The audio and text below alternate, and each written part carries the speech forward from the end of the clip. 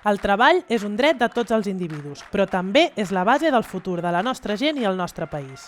Ens han imposat un model econòmic depredador de recursos i de persones. Aquest model polític i econòmic ens ha portat a un abandonament de les classes populars per part de les administracions i a la indefensió davant les grans corporacions i empreses.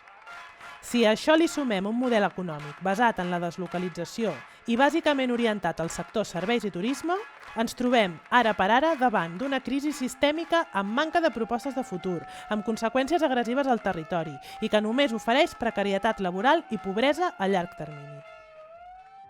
Avui estem aquí davant del FISA, Santa Margarida i els Monjos, que és una empresa que va tancar el passat mes de novembre, deixant gairebé un centenar de persones sense feina, en aquest cas, i fins a un miler de persones en empreses similars a altres comarques d'aquest territori. Una d'aquestes persones és en Jacob. Explica'ns què va passar amb la teva empresa.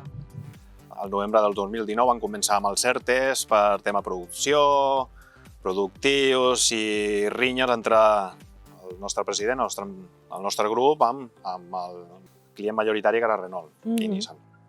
Van començar a patir ERTEs, un darrere l'altre, va arribar el Covid també, el que els donava, el beneficiava el Covid. Els empresaris, o en aquest cas l'empresa on treballava, es van agafar tot això. Però van actuar de tal manera que a finals, després de menjar-nos 3-4 ERTEs o així, va arribar l'agost, van enviar a casa, van fer les vacances i això, i quan van tornar ja ens vam trobar tot el percal que el president del nostre grup va desaparèixer. Perquè davant d'aquesta situació, quina resposta us va donar l'administració? Les primeres reunions que vam anar a treball, que vam anar amb indústria, també la resposta és que primer no s'ho creien, que no podia passar això, hòstia, com pot ser que sigui econòmicament viable, productiva i hagués feina. I nosaltres els hi van dir que això, que el president del nostre grup va decidir abandonar-nos, abandonar l'empresa i abandonar els treballadors. Respostes? Poques. O cap. Perquè entenem que el FISA era una empresa econòmicament viable. Vosaltres vau fer 2 mesos de vaga i estàveu disposats a continuar amb aquesta producció. Sí. Entenem que vau proposar maneres de que l'empresa continués endavant. Sí, vam proposar diverses opcions que veiem que eren factibles, però creiem que de les millors opcions era nacionalitzar l'empresa. A mi em van dir que oblida tant de nacionalitzar res. Raons? No em van donar cap. Cap ni una. Per tant, si ni l'empresa ni l'administració us han donat resposta, quin camí heu pres? El camí que vam quedar sols, no teníem res a perdre allà.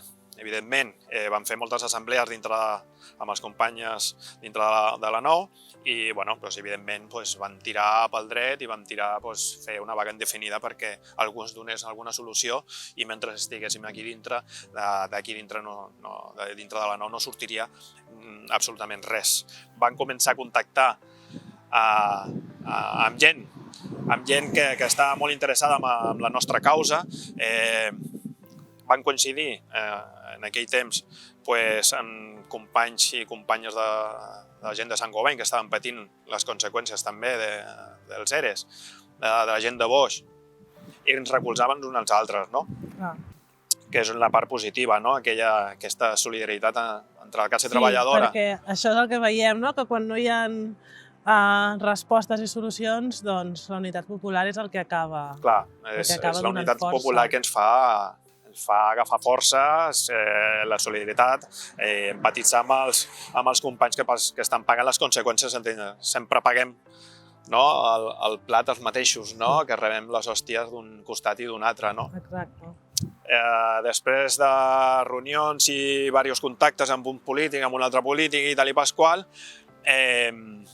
sincerament, el recolzament dia sí, dia també, de les companyes de la CUP. Van estar al costat nostre dia sí, dia també. La solidaritat entre la classe treballadora és essencial per seguir endavant, per fer una mica de bloc i enfrontar-se a aquest terrorisme empresarial que actua impunement i, a més, amb una administració que es deixa camí lliure, no? Sobretot això, que continuï aquesta unió i aquesta unió en la lluita, no? Que al final és el que ens fa forts i és una d'aquestes palanques de canvi que tenim per seguir empenyent cap a una construcció d'uns països catalans més justos per totes i per tots i que ningú es quedi enrere. No es queda un altre. Defensem el dret al treball davant l'agressió d'un sistema depredador. Salvem ara els llocs de treball i el futur dels nostres pobles i comarques. Recuperem la sobirania per decidir democràticament com gestionar les polítiques industrials i econòmiques del nostre país. La CUP és l'herència de la lluita obrera d'arreu als països catalans. En aquest nou cicle per guanyar, el treball és un bé comú i un dret fonamental. Defensem-lo.